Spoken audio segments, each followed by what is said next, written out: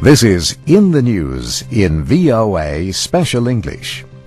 This week in Washington, Congress approved a war spending bill that President Bush said he would sign. There was debate on an immigration bill, and hearings continued into why the Justice Department dismissed 8 federal prosecutors last year. The Iraq spending bill was approved Thursday after majority Democrats dropped their demand to set a date for a troop withdrawal.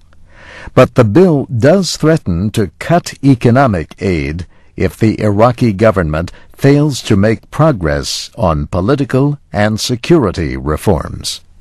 Democrats say they will fight for a withdrawal plan in the next war financing bill. The one just approved contains $120 billion in spending. $95 billion of that will pay for military operations in Iraq and Afghanistan through September. Billions will go to unrelated projects at home.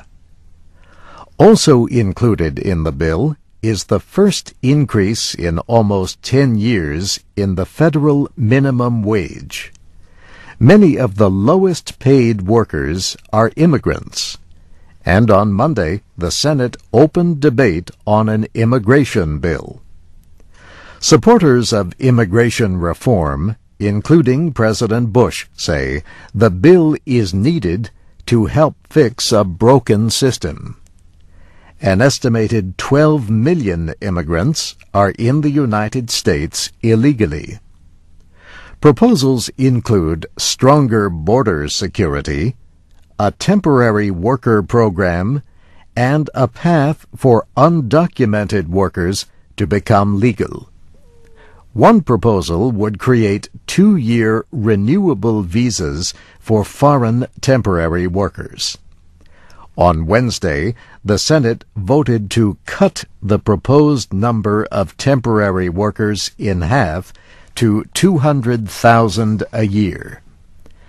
Some groups say the bill would separate families of immigrant workers. Labor unions worry that the bill would create a new class of poorly paid migrants with few legal protections.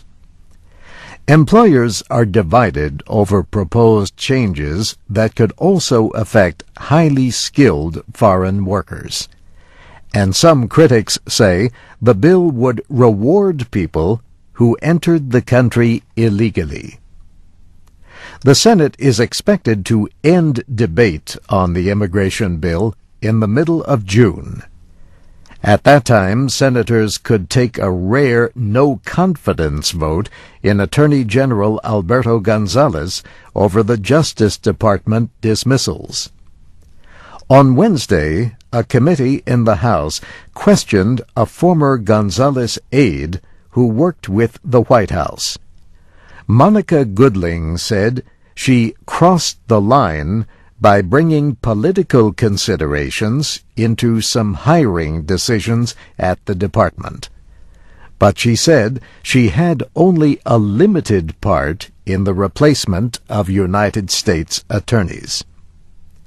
Democrats said her statements raised new questions about dismissals that they suggest were made for political reasons.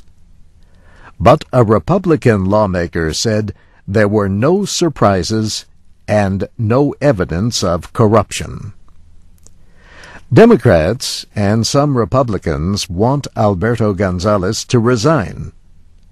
President Bush says he supports him and hopes Congress will move quickly to finish hearings that he calls political theater.